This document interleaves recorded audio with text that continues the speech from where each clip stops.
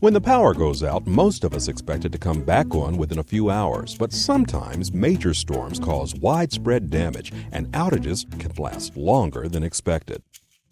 The good news is that your electric co-op's line crews work long, hard hours to restore service safely to the greatest number of members. That's you in the shortest time possible. Ever wonder how they do it? Well, there are 4 steps to restoring power that we should all know about, especially when we find ourselves in the dark.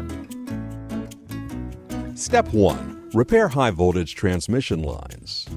Transmission towers and lines supply power to thousands of members. They rarely fall, but when they do, they must be repaired first before other parts of the system can operate.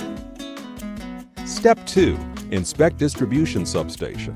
Distribution substations receive high-voltage power from transmission lines, then disperse that power at a lower voltage to the co-op's main distribution lines. Depending on your electric co-op's service territory, distribution substations can serve either hundreds or thousands of members.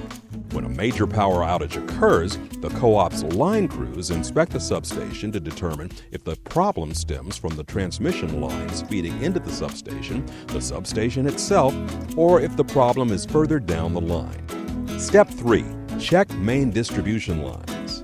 If the problem cannot be isolated at a distribution substation, the main distribution lines are checked first. These lines carry power to large groups of members in your electric co-op's service territory. Step 4. Examine tap lines.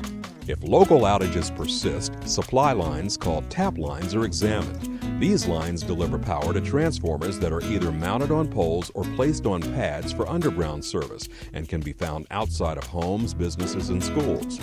Occasionally, damage will occur on the service lines between the nearest transformer and your home. Has your neighbor ever had power while yours is out? That is why. When the problem is in the tap lines, co-op line crews will fix outages in an order that will restore service to the greatest number of members at a time. As you can see, restoring power after a major outage is a big job and involves much more than simply flipping a switch or removing a tree from a damaged line. When co-ops work to restore power, they often have the capability to work on multiple parts of the system simultaneously. This ensures reliable power with a faster response time. In the event of an outage, your local line crews will restore power safely to the greatest number of members in the shortest time possible, and we'll keep working until the lights are back on. As always, we appreciate your patience and your business.